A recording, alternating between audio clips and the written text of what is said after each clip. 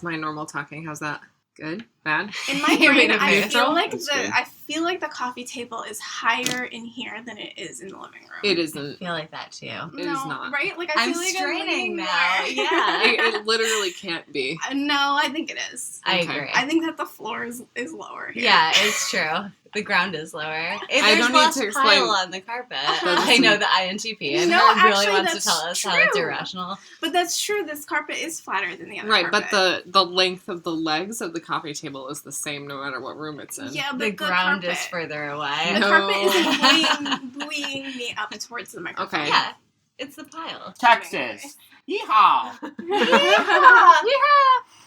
Seriously, though, I Mic. want to say yeehaw. Yeehaw, audio viewers. Do you think they like that? We just alienated the one guy who listens and he's in Texas. Yeah. He's like Fuck him. culturally insensitive. I'm so sorry if you live in Texas. That's it. Wait, are we actually Yeah. starting? Oh Let's my do God. another one. Oh, okay, we're gonna restart it. I disagree. I like that Uma decided to take a shit right when we're about to start recording. No, That's really nice of Do her. I I didn't have even to, know that she do I did have it. to smell this the whole Yep. Yes. Yep. time? Did I I can't quit smell it. smoking for this? For cat shit? Nice job, Uma. Thank you. What's going on, guys? Well, not much. Welcome back, audio viewers. I think today we're going to do kind of a grab bag centered Yeah. around a theme. hmm But first, I want to talk about what happened last night, which was the Superflower Blood Moon. I want to hear about the Superflower Me Blood too. Moon. Superflower Blood Moon is what medieval doctors used to call women's periods. And it also happens to be a cosmic event that happened last night that Michael and I went down to the beach to witness. And a strange thing happened to us down there. I'm What excited. happened? So we were down there and we were talking about our UFO experience, which we've never shared on the podcast yet, and we keep teasing it and we keep not sharing it. I know. One day. One of these days. We've been talking about it for like 2-3 years No, now. it's We two. haven't gotten It's to like We're it. just gonna two. keep leading you guys on forever. No, one day we're going to do a comprehensive episode on it. And it's probably honestly going to be long because every time we tell the story, it's very long. But I feel like I feel like we need to have a little bit more people listening to us before we go Yeah. into Yeah. it, and Yeah, we got to so- get our story straight. And well, that sounds really bad, but like it's two different perspectives, and like we kind of have to piece it together because there is some weird time loss, and so Yeah. So we're just gonna keep edging you. So tell your friends about the podcast Ooh. so that we can Oh, get yeah. more audio viewers, and then maybe we'll tell our story. Yeah, the right number of listeners before like everyone really bears their souls and looks extremely flaky. Are you ready? Because Yeah, I'm not sure how many that is, but It's- we're not there yet. for us to talk about past live stuff, which is our version of the alien story, like it's got to be like 1 million people. Yeah, it's Yeah. got to be a Yeah. lot. I gotta be Are making you money. serious? We're never gonna get that. Okay, it's got to be like 100 people. No, I think we have that now. Maybe, I'm not ready. maybe I'm not ready. 1,000. All right. So anyway, we're down on the beach. We're talking about our alien experience and the weird stuff that happened afterwards, all that kind of stuff. And as we're talking about it, we're like looking at the sky, looking around, and I said, "Wouldn't it be weird if a man in black came out from behind the trash can and was like, 'What are you guys talking about?'" And as I'm saying it, Michael's looking behind me and he's like, "Is that a cat?" And I turn around, and there's a black cat, pitch black cat, sitting up on the dune behind us, just staring at us. Cool. Yeah. Oh, that's so cool. Yeah. Actually. I thought it was a trash bag at first, but What a then weirdo. it turns out that it's just a little black cat, and it was like Black cat. straight at us.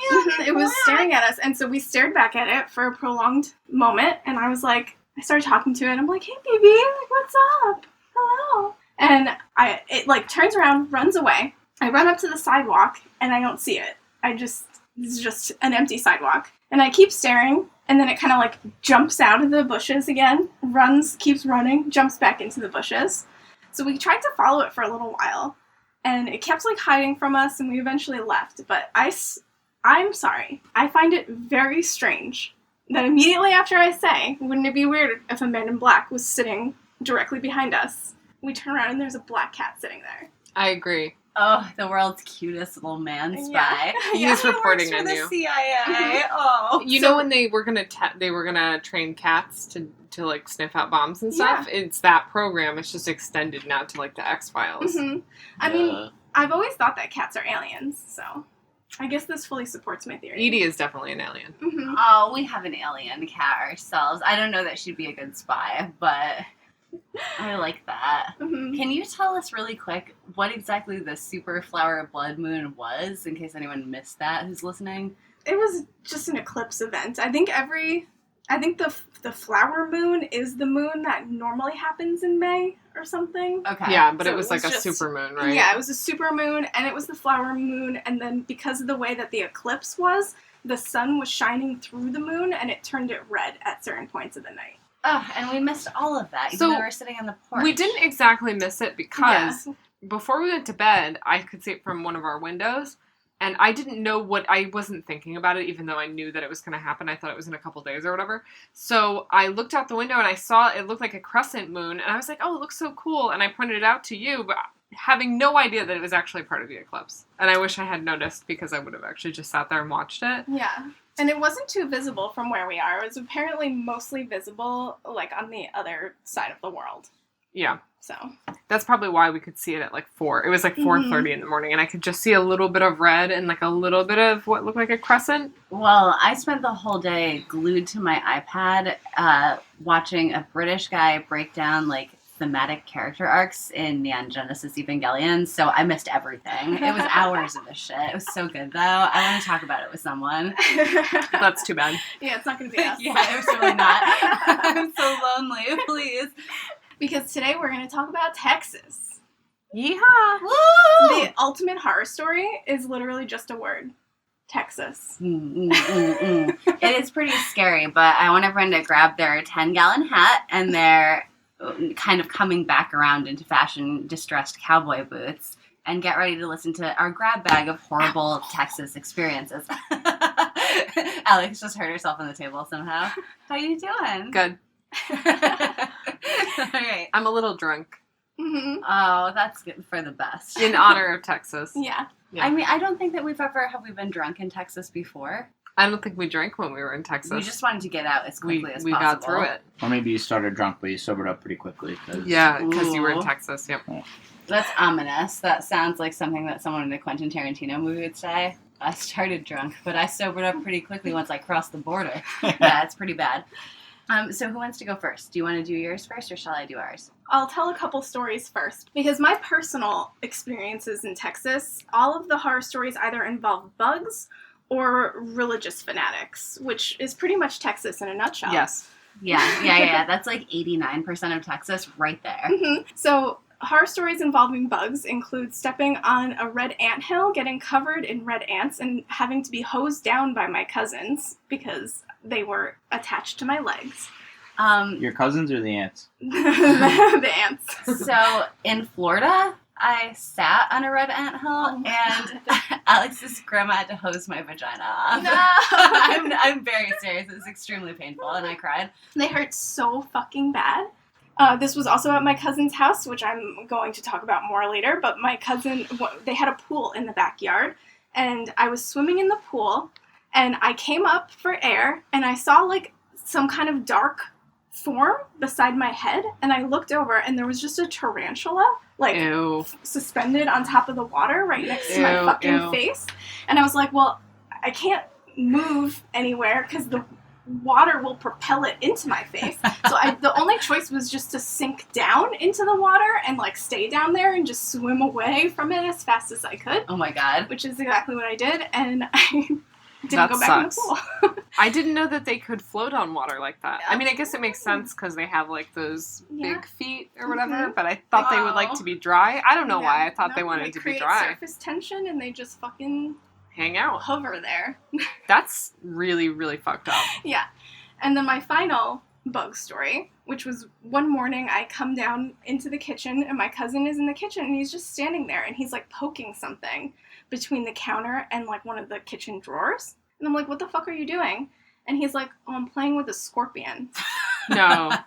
So Why not? the scorpion, because of the way that it was between the like drawer and the counter, it kept trying to lift its stinger up, and it kept, like, hitting the counter, so it couldn't sting my cousin. So my cousin was just poking it, Not a good idea, though. waiting for it to try to get its stinger out. What? Yeah. Whoa, people in Texas are wild. That's Yeah. like Australia level shit. Uh-huh. Texas is hell. I've been there. Yeah. It's scary. It sucks. So all of the bugs were pretty fucking scary, but the religious fanatics were definitely the scarier part.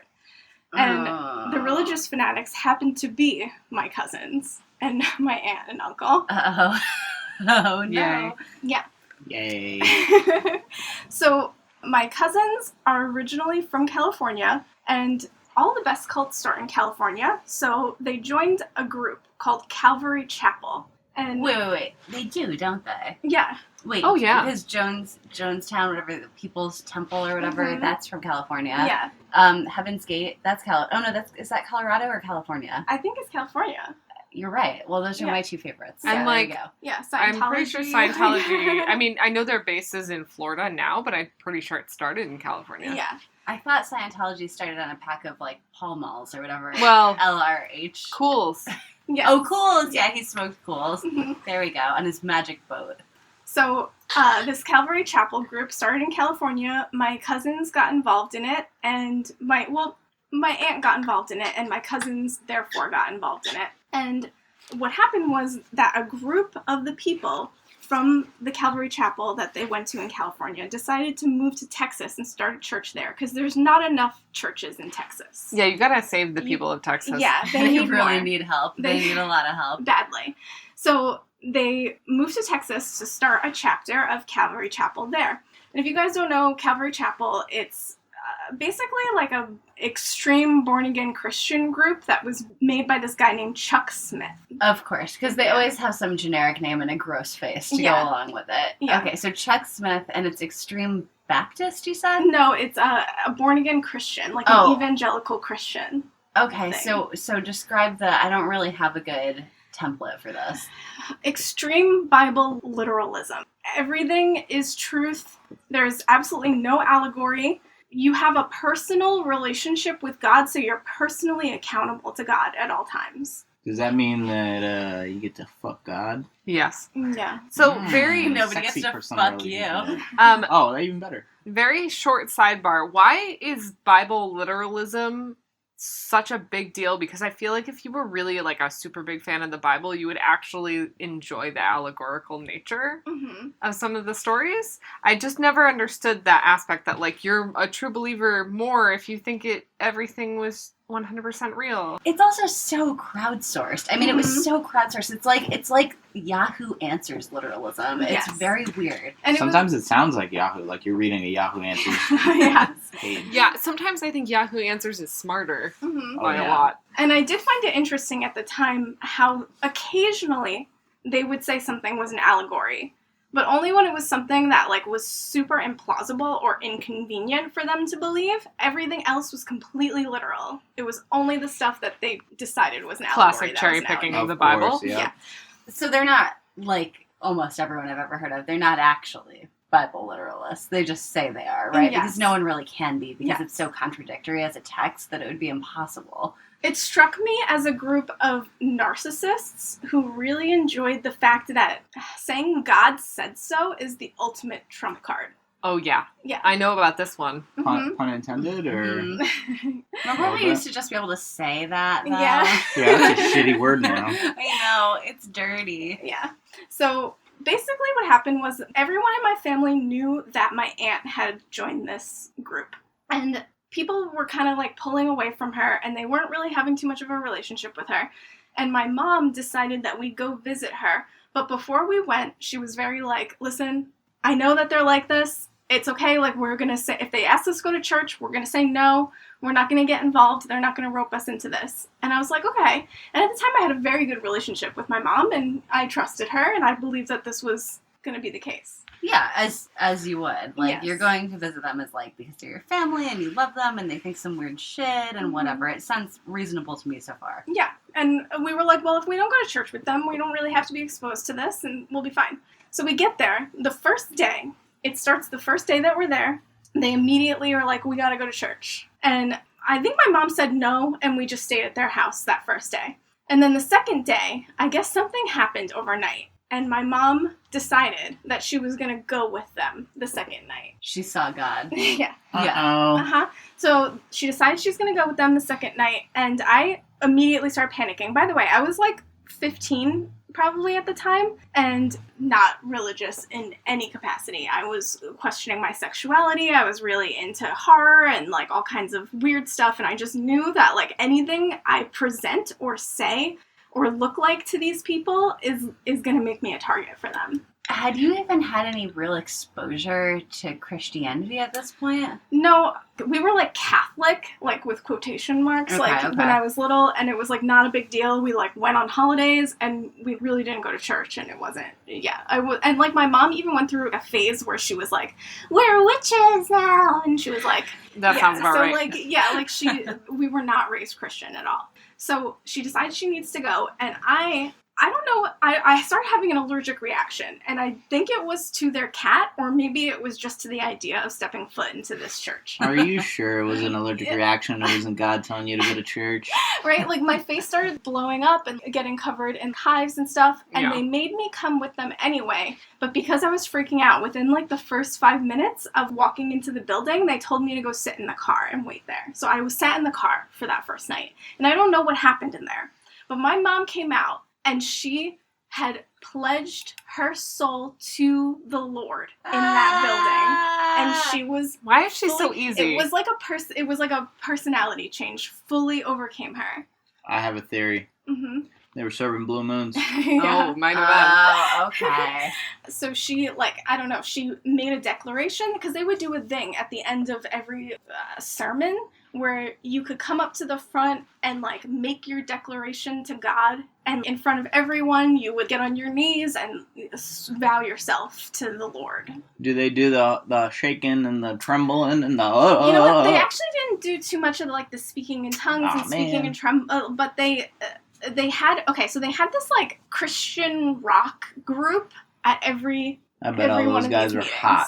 Yeah, They they actually always were, are, and the right? only thing that They got me always are. through this later on, once my mom like she used to make me go to church twice a week after this, and the only thing that got me through it was just imagining that all those guys were fucking each other, and when they were singing like "I'm on my knees for him," that they were talking about each other, and like. Oh, you made a church Yeah. fandom. Oh, I actually so wrote cute. fic about it. I'm Oh not my even fucking God. joking. That's way better than they Yeah. deserve, let's be honest. Okay, so far with the declaration thing, right? So Mhm. you're in the car, which I'm side-eyeing, leaving your 15-year-old who's having a severe allergic reaction where their face is blowing up in Yeah. the car anyways, but you're in the car. I can, like, sometimes on business trips, I would, when there were no consequences and I wasn't going to see those people again, pretend to be, like, married, say I had, like, 6 kids back at home. I could see, like, how it might be entertaining to do the declaration thing in Mhm. that strange environment. But your mom actually meant it, right? Yes. Or meant it at the time. Very much so. So that night, she's immediately telling me I'm going to hell. I gotta fix myself. I gotta declare myself to God. My aunt, my uncle, my cousins, they were all like sitting around with me, trying to convince me that I needed to give myself to the Lord. So that's always the most interesting part of these things to me is like, how is it possible that people turn on a dime like Yeah. that? Like, I can't wrap my head around that Mhm. at all. Like, I'm not joking. We would go to Salem and stuff all the time, like a pilgrimage, and like she would literally be like, "We're witches." Honestly, I feel like for certain people, that element of community is really convincing to them. Yes. And I'm not one of those people. I know a lot of people like to say, I'd never fall for it, but I already know for a fact I would never fall for it because I've been in lots of situations where I could have. But I think there are a lot of people who actually really enjoy that aspect of like a large amount of people agreeing with them Yes. and reinforcing them and they want to be a part of that, but I don't get it. That sounds like the worst thing in the world to Yeah, me. it sounds honestly. awful. Something I've always felt about people who join a cult or join any kind of like really extreme religion is that they have a huge hole inside that they're constantly trying to fill that will never be filled because it's a psychological issue. And unless you actually address the issue itself, it's not going to get better. Are those the lyrics to one of the songs of the Christian rock Oh, I band? love that. Oh, yeah. Everybody's got a hole to fill. Yeah. Well, only by he God. can fill it. Yeah, only he. No, only The thing about a lot of those songs was that they just said he. It's just him. Right. You know? capital H him. Yeah, because girls are gross. I know. Well, I mean, it was just it was very It easy. works to, well yeah. for your fanfic. Yeah, No, I exactly. get you. Well, I feel like religion also tries to sell itself by saying, the whole inside of you can only be filled by religion. But I always think that's funny because it's like, if you don't know what you want to do with your life or you feel like you're missing a part of yourself, it doesn't necessarily mean religion. I feel like religion is like a terrible stopgap, solution, I guess. So I was raised religious, which was my family's not particularly religious on either side. It was more of a thing that my mother was drawn to because of severe mental illness. But I was raised religious, and my father, who I had joint custody of me, it never gave me any reason to doubt it, per my mother's request. He was very respectful. But by the time I was 9, I already had strong concerns about the fact that there seemed to be no proof that any of these things had ever happened, which is when there was like pastor intervention and all this shit.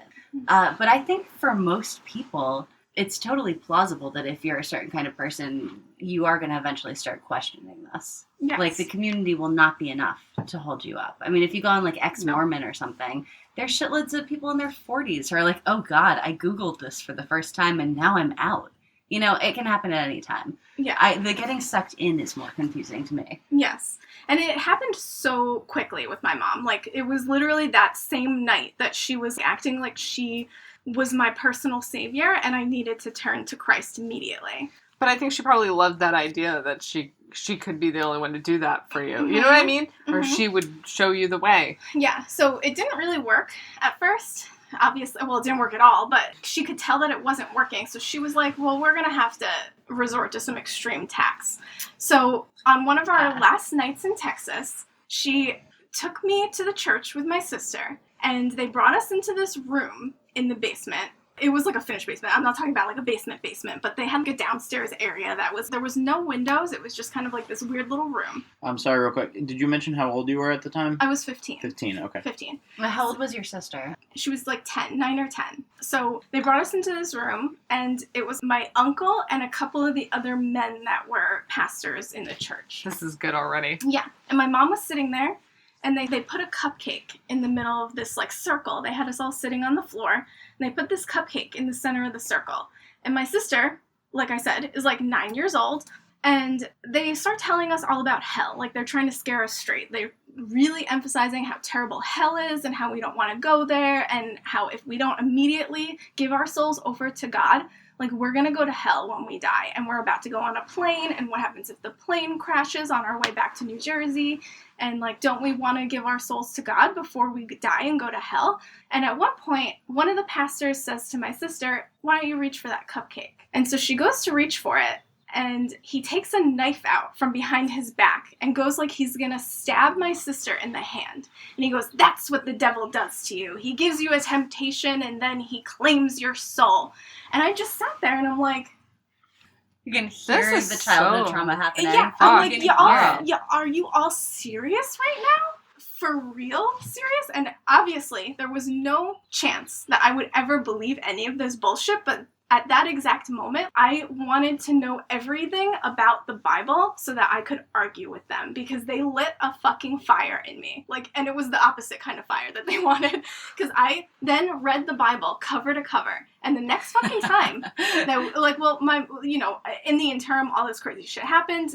We went back to New Jersey. My mom, like, got super strict and religious and took all of my books, my belongings, my computer, my cell phone, everything away. It was really bad. It was a terrible time in my life. I tried to run away multiple times. I tried to kill myself. Like, I couldn't get away from her. But the thing that kept happening was that we would go back to Texas, and I hated it there, but I also kind of loved it there, because I would fucking argue with these people using their own shit, their own bullshit. And I'd be like, I knew the Bible almost better than some of them did. Not surprised. Yeah. I No. don't think they know it very well. Yeah. I think there's a lot of religious people that don't know the Bible very Yeah. well. And to this day, I kind of love parts about the Bible. Like, I'm not saying I love the Bible, but it's so fucking wild if you, like, break down some of Yeah. the shit in there. It's interesting. I mean, it's got like all kinds of Chronicles of Narnia shit in it. Uh-huh. It's wild. Mhm. Which version did you read? It was King James. Oh boy. Yeah, who was gay, by the way. Yes. I love He I love was. how much he fucked us over. King James had that Bible written so that the church would leave him and his husband alone. Yeah. And he really fucked us up for the next, 400 years? Oh, I mean, gays fucking over other gays is tradition. Yeah, I guess that's It's just true. natural. Okay, but the thing I find all of it bizarre and disgusting. What's the name of the group again? Calvary Chapel. Yeah, fuck you, Calvary Chapel. Yeah. Yeah, we're gonna put their Instagram handle in the description. Oh. Yeah, If they're listen to listening. our episode, Yeah. you pieces of shit. If they're listening, why are you listening?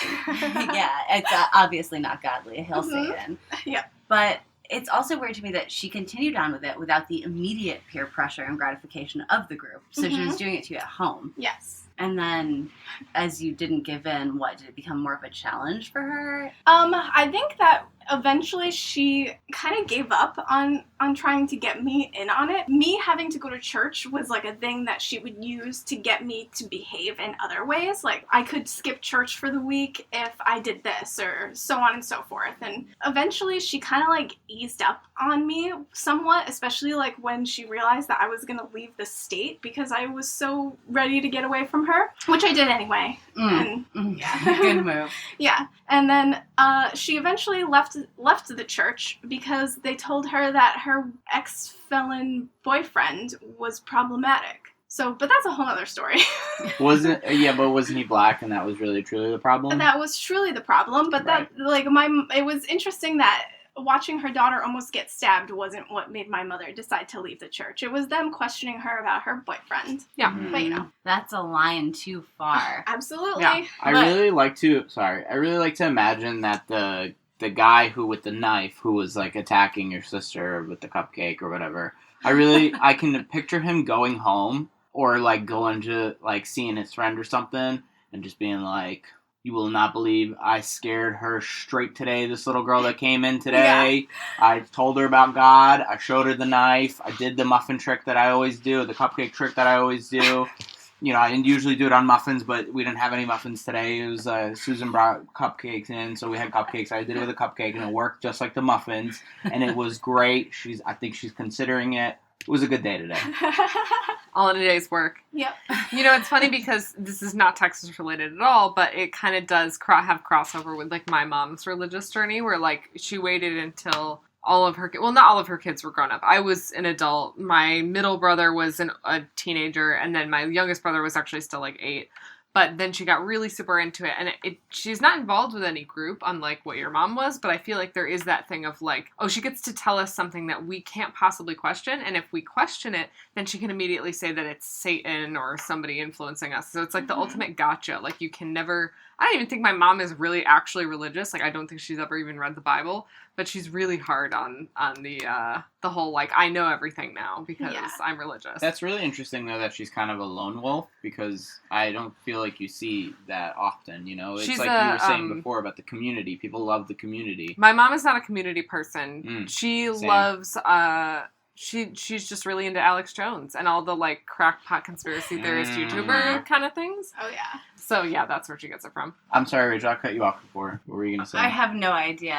Though I do love how when you do a bit, now I'm picturing this like cavalry cult leader dude as like someone who hangs out with Larry David and like tells him about his day. He's I don't like, know if yeah. they get along though. Maybe they hate each other. Why? don't They think get so. along great. What are you talking about? Actually, there was one time that we were visiting Texas. I did get along very well with with both my cousins. I got along really well with them. But one of my cousins, who's now a pastor, he's very smart and he's really into theology in general. And there was one day that we were in Texas and he was like, I'm going into Dallas because there's this group and they're called Jews for Jesus. Yeah, baby, I've heard of those. And it was a Me group too. of converted Jewish people who had decided that Jesus actually was the Messiah, and they were trying to convert other Jews to understanding that Jesus was the Messiah. It was wild. It was like in a conference room I don't even know, like it was like an office building. It's always in one of those because they can't Yeah. get a proper venue. And it was Yeah. strange. It was almost like an AA meeting, but like for Jewish people. It was weird as hell. You know what's weird about that is, and I'm not trying to step on any toes right now, but those are just Christians. Ow! My toes. Just kidding. One might even say those are the first Christians. Yeah. You know? Right. I mean, that's what I thought Jews for Jesus were, but whatever. I don't know. It was a group of people in an office building in Dallas. Sweet. Can we take a pee break? Oh Yeah. boy. Pee break. Let's all go to the lobby. Let's all go to the lobby. Let's all go to the lobby to get ourselves a treat. So I understand you guys also have some Whoa, personal whoa, whoa, whoa, experiences whoa, in Texas. whoa, whoa, hold on. Oh. I didn't even snap back in yet. Let's just Oh my god. I think Slow we'll know it down. because we Who weren't. the fuck is the host here? let's just Not slow me. it It's down. me. Yeah. All right. So I heard that I have some Oh personal stories about Texas. God. This is a mess. Okay, all right. Well, before you tell this, do you want me to kind of do a little intro on the road trip in general? If you want to describe what the poor people version of an American gap year is, because that's what we were doing in 2015. Okay, so 2015, me and Rachel and my longtime best friend from high school, Castle, we wanted to go on a road trip. Castle had already gotten to go on a road trip. We had been too poor, but finally, we still were really poor, but we had a little bit more money, and we really saved up and planned on this road trip.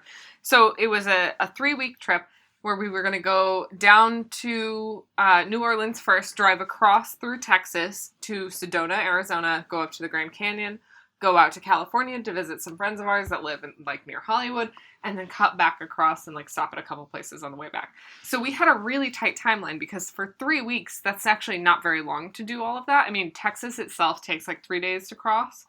And then we had basically what happened in this story happen, and it kind of threw off the whole timeline. So just to set it up, we were driving from New Orleans into Texas from the east, and when you drive in from that direction, there's one highway, and it's all bayous. So when you actually cross into Texas, you're actually crossing, I believe, on those roads that are almost like bridges over bayous. Oh, they're so pretty. So they're very pretty, but they're also the roads that collapsed during Katrina. Mm-hmm. So it was very sketchy, and there was a giant thunderstorm going on as we were leaving New Orleans. And so you guys had to go through Arkansas and stuff, right? I don't remember if we went through Arkansas. No, you went. I think we went below. We may have crossed through it at one point. I think we went below it though, because we went down. So when you go down, you go through Tennessee, Georgia a little bit, and then into Alabama, then into Louisiana. So I think we did that, and then we crossed the bulk of the country through Texas, and then you go into Arizona, New Mexico. Yeah. It was actually, it was a really cool trip. We had this rented minivan, and we had really never seen anything besides New England and Florida, and I went over the border into Canada from my great-grandmother's house in Vermont once, which felt really exciting when I was a kid. But it was fun. We'd seen weather we'd never seen before, but we'd seen weather we'd never seen before. Yeah. Which we didn't even think to plan that, right? So we didn't realize, the actual rest of the country is ravaged by hideous storms for most of the year, especially as the ice caps continue to melt. So we left in mid-May, and we were going to be back by June. Yeah, it was the first week of June. We by got back early on June. In 4th. early June. Mm-hmm. But what happened was we were passing through Houston on the evening of, oh God, let me check my notes, guys. Yeah, so we were in Houston by May 24th and 25th, or 25th and 26th. Let me just tell you that right now it is May 26th, so that's weird. Oh, Oh so my this God. is 6 years to the day. Wow. But what happened in Houston in 2015 on those dates was that something they still refer to as the Memorial Day flood. So the Memorial Day flood was happening, and the Memorial Day flood, let me read you some impressive figures from what happened as we drove in this minivan. Oh, Michael's holding my paper. That's really nice. All right, so in Houston, they got 12 inches of rain in 10 hours. Lightning strikes created fires. There were 500 high water rescues. There were 162 billion gallons of water dumped in the city, totaling around $460 million worth of damage, plus 7 people died. basically all of them from being trapped in their cars and drowning. So we're on the road during this. Yeah. We're on the road as the storm starts. Like, we see it coming from a mile away. We're like, oh, the sky's so big. It's like that Kate Bush song. Look at everything. But we should have known, because we were in Texas, that it was going to fucking suck. There was no way we knew. So from the driver's perspective, because I was driving at this point, Houston has a lot of big overpasses, as any really big city as you're coming in on the highway does. And so they're up. And we were driving on these overpasses, and I actually think I got off of them because visibility was bad. I didn't even really know that there was flooding happening yet. We just got off, I think it was around 9 or 10, and we were like, let's just wait till the storm clears out a little bit, because it just looked like a bad thunderstorm at this point. And it had started as we were driving into Houston, so it wasn't like we had been driving for a super long time in bad weather. It just kind of came all of a sudden. It was completely disconnected from the storms earlier in the day that were in Louisiana, because we were actually like 3 or 4 hours away at that point, maybe more. So we got off, and of course the overpasses are quite raised, and then it started to become apparent that it was starting to flood. So can you describe the road we were on? This was a road, like, it was not in the central downtown area of Houston, but you could see like the big city skyline from where It was like anywhere that you would go to in a mildly urban area that has plazas on both sides. So it's all of the places that would have like the Wendy's, the McDonald's, you got like your Best Buy and Walmart and that kind of stuff. It was just one of those roads. It was obviously very busy because it's a big city, but it was one of those. So at this point, we're getting a little nervous. This is rain like we've never seen before, including what we had seen that morning, which is probably the most torrential downpour any of us have ever seen, excepting one hurricane that Alex was in Florida as a kid. Oh, that was a tornado. So, Same thing, but with water. All right. Yeah. Come It was on. actually pretty dry that night, weirdly enough. Wow. So we're getting nervous because the rain is so intense. So we pull into first a McDonald's. And it takes us we have to work up our nerve to get out of the car. And it's hard to open the doors because the rain and the wind is so intense that it makes even that 20-foot dash into the door scary. So we shelter in the McDonald's. There are a bunch of other people who have camped out in there, like listening to music. People had actually pulled blankets out of their cars and were sitting at the booths like that. But eventually the McDonald's is closing. So this is around 10 p.m., I would say, maybe 11. We were there for a couple hours. So we sit in the parking lot and try to figure out what the fuck we're going to do now. I'm pretty sure we were watching the news on the McDonald's too. I think they had the news on, and that's why we know some of the like details. At the time, it hadn't really even started yet. This was still early. So we continue on down the roadways, probably an ill-advised decision. Then we get to a 4-way intersection with, again, that hill on the one side of the road, and there's a Walgreens, like nice and welcoming 24-hour Walgreens up on a hill. It has an elevated parking lot. And then the other side, what was the truck we saw? So the left side of the road was raised, and the right side was basically the same level as the road. So there were like gas stations on one side, and the Walgreens was on the left side with all of the like on the hill.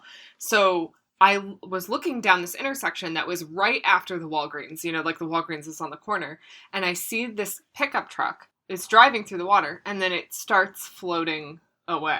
Oh my god. And so that was the only place I could go. I just did a hard left turn into that Walgreens parking lot. There was just nowhere else you could go. That was it. So luckily it was there, but that's where we ended up staying for hours. At this time, there are a bunch of other people, I'm assuming locals, who were sheltering in this Walgreens parking lot. Fine, whatever.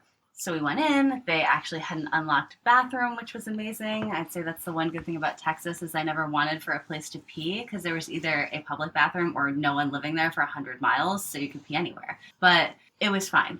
We talked to the clerk. He was really nice. He lamented a little bit about being gay and living in Texas. Shout out to the Walgreens night guy, whoever you are. Yeah, and it was a 24-hour Walgreens too, so we were like, okay, it could be worse. Like, we're in a relatively safe spot. So we all we crowd back into the minivan to sleep. So I think Castle might have moved shit around in the back so she could lay out. Yeah. I feel like we were watching the storm for a while. Towards the end of the storm, the lightning got really, really bad. And I forget what the statistic was, but it was some crazy thing. Like there was like 1,000 strikes per minute. It was nuts. And it went on for like 3 or 4 hours like that. In fact, it was probably actually longer than that, but I don't know the actual statistics. But after watching it for a while, when the rain started to slow down a little, most of the people who were parked in the parking lot left because I assume they lived nearby, but the roads were still totally flooded. Like, it was still really dangerous. So we just stayed. We were like, we're going to have to sleep here until it clears out. We're just going to stay. Yeah, so Alex falls asleep in the driver's seat after, like, tossing and turning for a while. Legs down, blanket wrapped around her. Castle's sleeping in the back, and I am suffering from my typical lifelong insomnia. So I got up, I talked to that night Walgreens dude again a little bit, and I came outside, and as any smokers listening to this will know, I was a smoker at the time, now I'm just a vapor.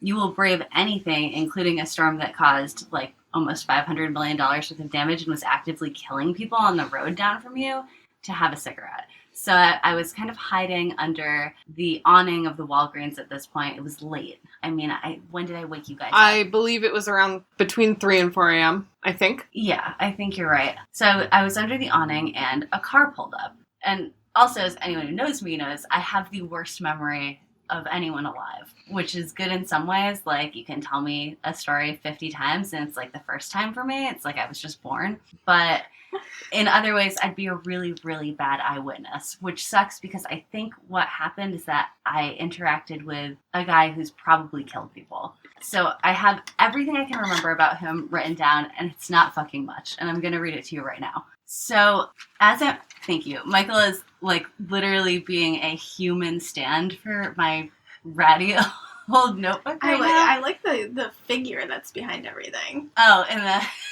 I couldn't find another notebook, so I wrote over, like, a naked, big-bootied and big-hipped lady outline that I drew, and then over some of my old notes from my last job also. So you can see, like, them saying, oh, we'll talk about this again in the fourth quarter in pencil behind it on the next page. So this car rolled up to me as I was standing there smoking. I didn't realize it was rolling up to me at first, and it parked in the spot to my immediate left in the dark, and it was very dark and rainy, although the rain didn't get really intense again with the road flooding for about 2 hours after this. Not until we tried to leave, which is a whole nother story about how we almost died. So this dark gold car, I mean, it looked dark gold in the dark. It was tan. I thought at the time it was like a Lincoln Town Car, maybe an Oldsmobile from the late 70s to the mid 80s. So I Googled it, and the closest thing that I can find that looks anything like this is a 1986 Oldsmobile Cutlass Supreme with a different color vinyl top. It was ratty. I mean, the thing was rusted. It was fucked up. And I noticed that it was kind of a junky car, but definitely not the first one I'd seen in the Deep South. Yeah, in the South, too, I think people often have older, junkier cars because the standards for, like, keeping your car inspected are a little bit lower. So you see a lot more old cars out there anyway. So the guy who drives up in the car rolls down the window to talk to me. And he was white. I mean, this is going to be the most generic description of a creepy guy ever, right? So he was white. He had dark hair that was kind of short, and he had bangs that were pushed to the side, like, think of that, like, comb to the side, I don't know, businessman hair. I don't know if they have it like that anymore. Yuck. Yeah, I mean, but now businessmen have, like, something aggressively shaped with, like, shaving. This was, like, a little out of date. Yeah, and they're all tan now. It's gross. Ew, tan. I don't like business. Business tan. Business in general is just gross. Yeah, so he had, like, a kind of pale face. He was attractive enough. He was maybe in his 30s. I was in my mid-20s then, or my late 20s, and I clocked him as being slightly older than me.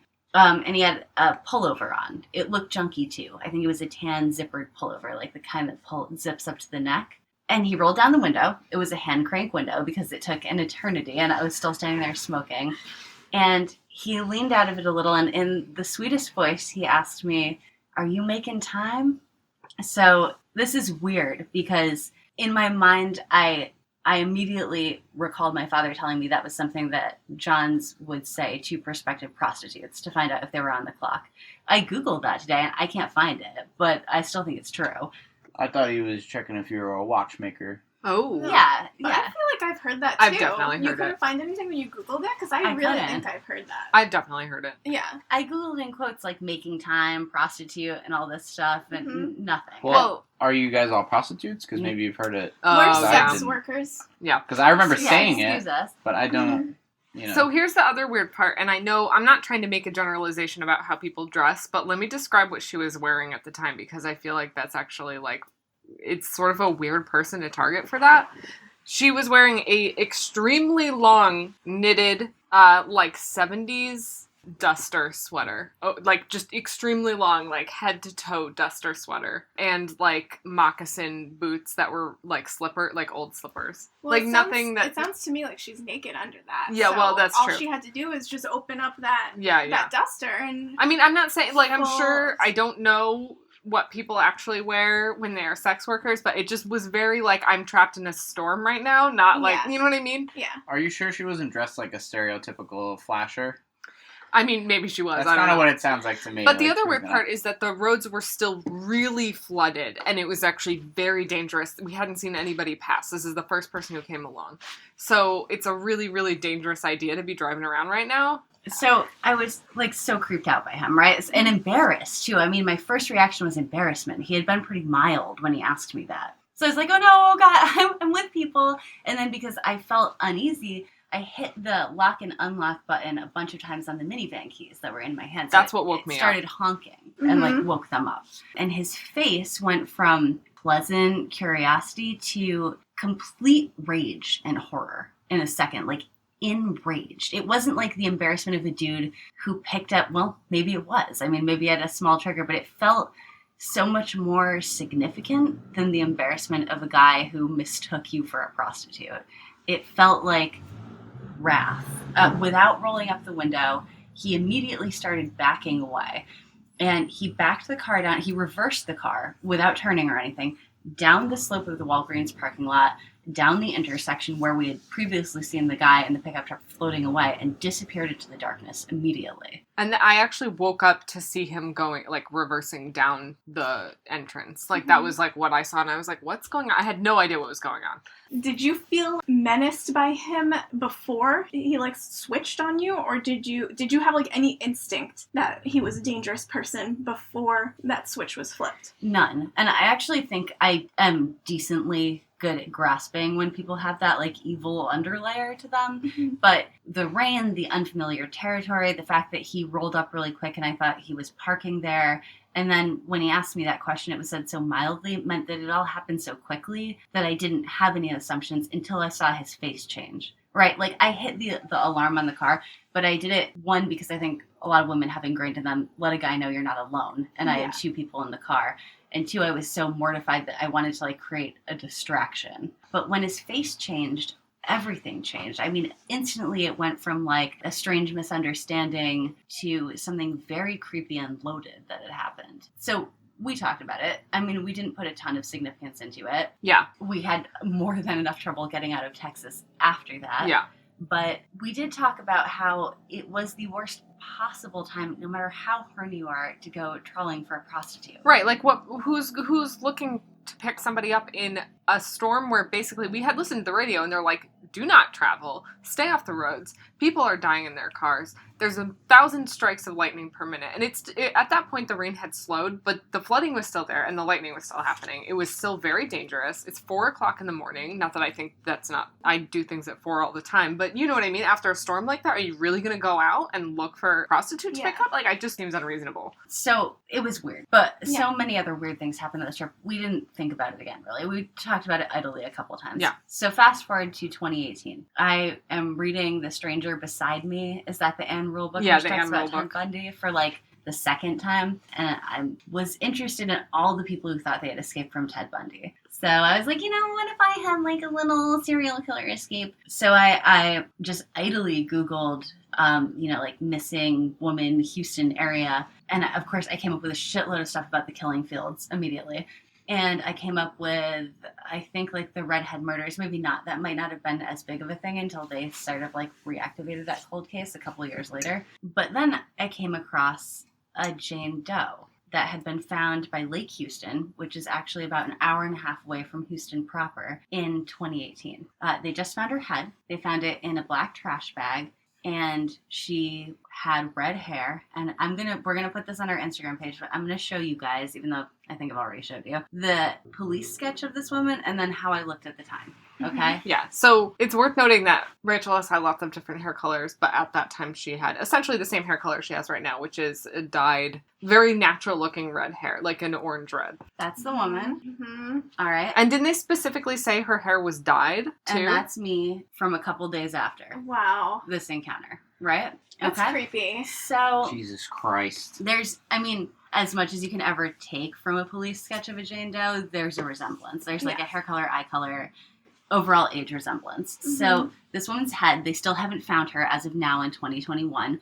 You mean the rest of her? They haven't found her identity Oh, okay. or her body or the rest of her. Yeah. Got it. So they don't know who she is. They don't know where her body is. They don't know who killed her, but they do know a couple things. They know she was between 25 and 40. They know that she dyed her hair red. They know, I think she had like some tattooed on makeup, which was, I feel like, super all the rage at that time period to get a little of your, like, so you didn't have to do your wings every day.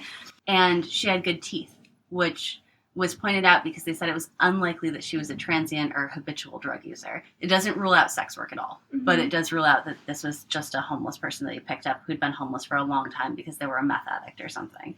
Interestingly enough, I Googled this again a couple weeks later, and they found another woman's head, another woman's head. Jesus So they found another decapitated redhead. This time, she was in Louisiana. And it was, remember, the way we got to Houston, if you've ever, and anybody who's ever driven it, if you're listening, it is from through the bayous of Louisiana into the bayous of East Texas. it's the same road we were on. It is the highway we were on. So they find another decapitated redheaded Jane Doe. This time they think she's between 30 and 50. She has dyed red hair. She has good teeth. They've had some dental work done. She's like a full-ass adult. They never figure out who she is, and they only find her head. Again, it's in a plastic bag. So both the areas where these heads were found are public parks. One's a marina that's open to the public, and one's a park, and they're extremely well trafficked. So they were looking for a specific unidentified man who they'd seen like throwing black bags, but maybe of garbage. Near the Lake Houston location. They described him as dark-haired, fair-skinned, probably Caucasian. They said in 20s to 30s, which would be a little bit younger than what I was thinking. But he had brown hair. It was parted to the side. He had bangs that went down on one side. And they have no fucking clue who he is. And again, they don't know if this could have just been a guy chucking trash. The car that he was throwing shit out of was completely different. It's like a...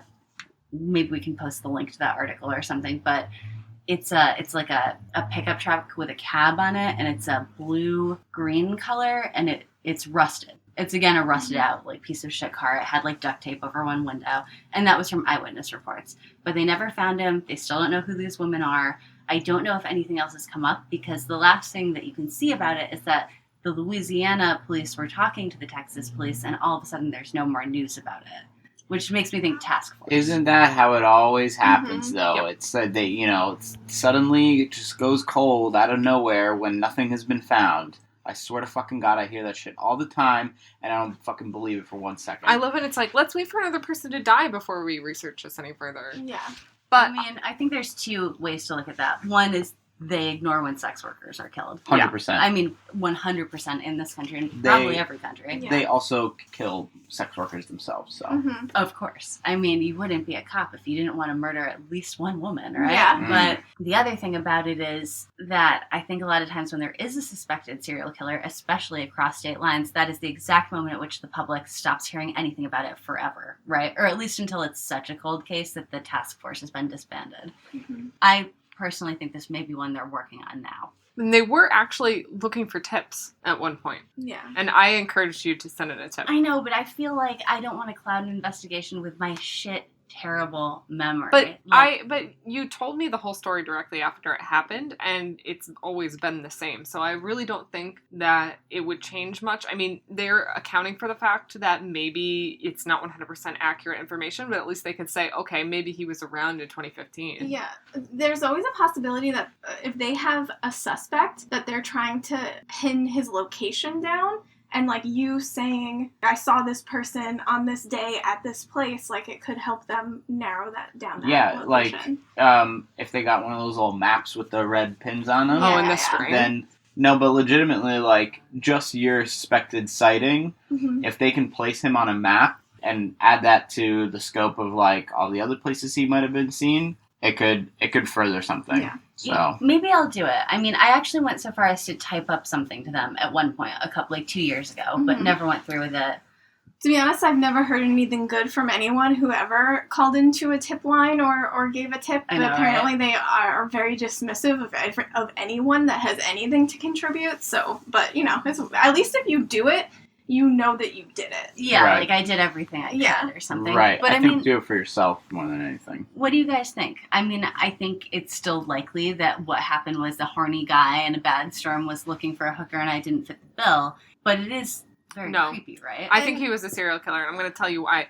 Because a guy who dumps people's heads, and probably bodies, too, in water, and the whole thing of it being a flood is so much easier to cover your tracks when you're talking about there's high flooding, maybe somebody just fell in the water and an alligator ate part of their body, and then you lose all that evidence. It's the exact perfect time. It's a great- literally the perfect Great time. night to kill people.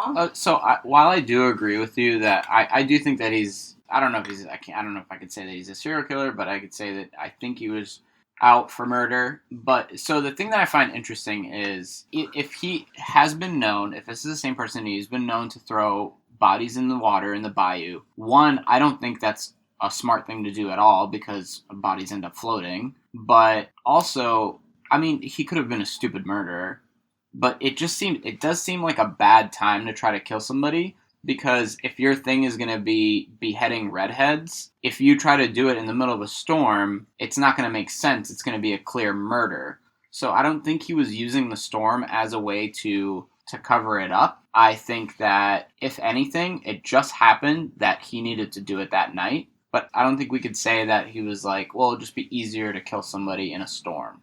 But it might be Because- easier for if he was actually looking for somebody who was a transient in some way. It might be easier to say they went missing. Like, it might make the case a little, like, the It's trail true. a little colder, because if you pick somebody up and there's a storm and that could cover all of his tracks, and then he drives back to Louisiana or whatever, That's true. you know what I mean? Nobody knows where he's Yeah. been. Also, you did mention that one of the reports of him when they saw a man throwing garbage bags away, he said that he had bangs. Yeah. So that's interesting because if the person that you saw had slicked hair to the side, you wouldn't necessarily see how long the bangs are. But if this person's doing work and the slick falls out, it becomes a bang. So that's what true. I thought of. A You know what big I mean? bag. Yeah.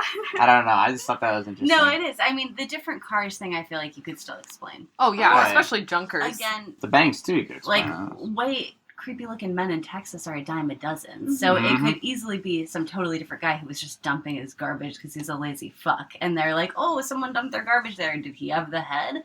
But a couple things I know for sure. One, they've never found the bodies. So they don't even have any reports right now of headless bodies being found in that area in the last 6 years or so. Because I did look that up pretty extensively. The other thing is, I know that he came up there only to talk to me. And when he did not get the answer, I mean, I was standing on a hill in the only light in the darkness.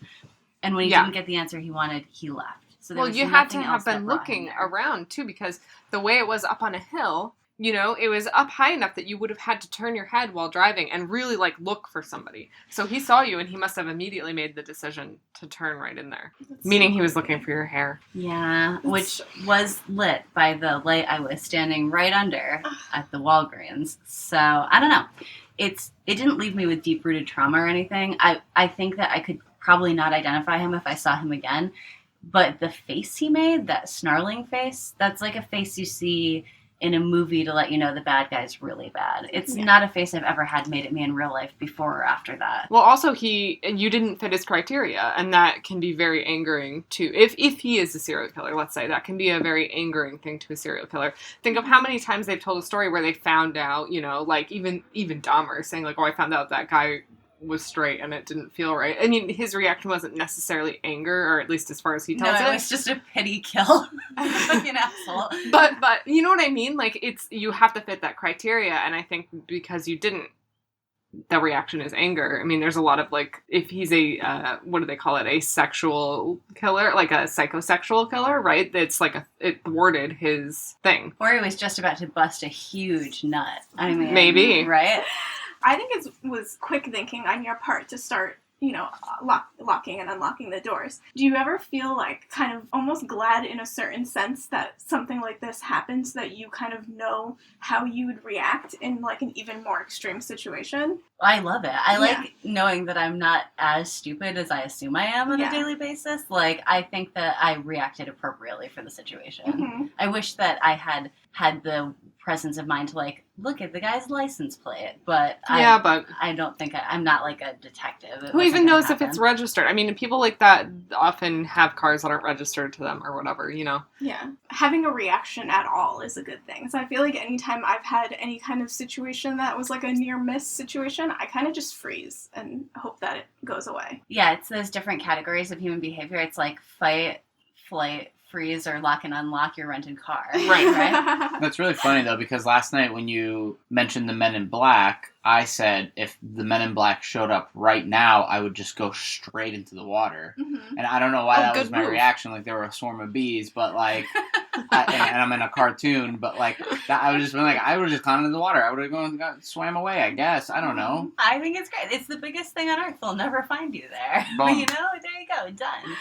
So, the end of that story, well, that's kind of the end of that part of the story, but after that, because I was asleep, I didn't really see what went on except for the guy leaving. Rach got in the car all freaked out and basically was like, this guy tried to pick me up, and I didn't really know what was going on, but I was, coming out of sleep, it really freaked me out. So we woke up Castle, and we were like, hey, we're gonna get moving. Like, it's still flooded, but it wasn't raining super hard, so we thought maybe if we headed away from the part of the road that was super flooded, we could get back on the highway and get going again. And as we started going and we got to the highway, this area of Texas, I think, has a lot of rice farms. I want to say it was rice. And there's also a lot of almond farms there. And the fields for both of those things are kind of like set into the ground so that they can fill them with water because they're both really high water crops. And the highways on both sides were just like, there's no median or anything. They're not raised, and they were just filled with water. And the rain started to get really hard again, and it started like pushing sheets of water into these like fields of rice, and I could feel the van kind of pushing off of the road. And I remember looking at Rach being like, I don't know what to do right now. Like, are we going to die? Are we going to get pushed into this giant watery field and then get carried away and die?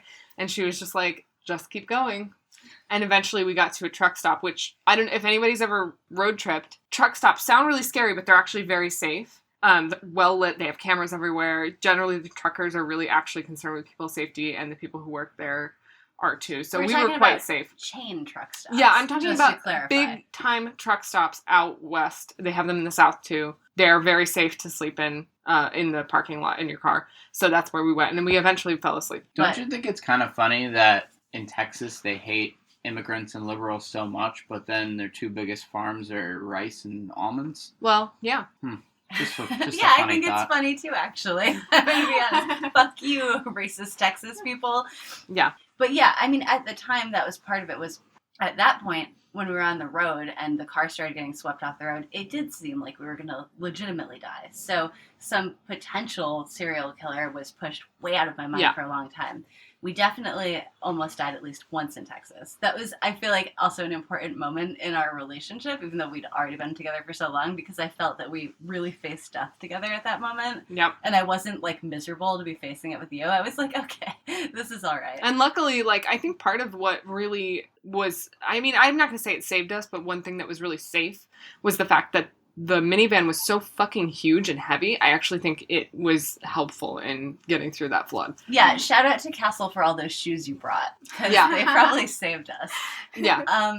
Also, the rest of Texas for us, I think that Cody's going to get into another hideous thing that happened there in a minute, but it was heinous. I mean, the oil fields reeked. A guy followed me out to the car in Kermit, Texas, and then he opened his mouth and he had like no teeth, and he was telling me about how the only other redhead he'd ever known was his cousin, in like that voice. It was real weird. And I was so glad by the time we got into Roswell, I never wanted to go back to Texas again. Yeah. I don't think I ever will. Leave the guy alone. He was just happy that the circus came to town. I have to say that some of the creepiest murders have happened in Texas overall. Let's just be glad that Rachel's wasn't on this list. Yes.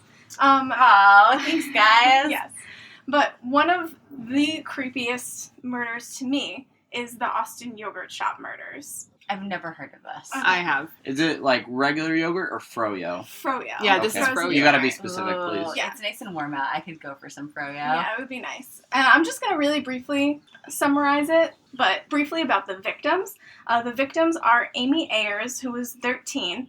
She was an avid equestrian and an all-around horse girl. And That's Texas. she dreamed of someday opening her own ranch. Wait. Can I sidebar on Horse Girl? Uh-huh. Okay, what's the movie where the girl is a major horse girl and they all rob like a supermarket together and then, she's a horse girl and then she like breaks her hymen on a horse and she's like, it gave me an orgasm. It's What? Oh, You know what yeah, I'm I talking do. about. It's I don't remember, but they all wear like Nixon masks It's in it. oh, Sugar and Spice. Yeah, there we go. Okay. It's not a good movie, but Okay. the horse girl is who I picture for every horse girl now. There's also a movie called Horse Girl starring Alison Brie. That was really fucking weird.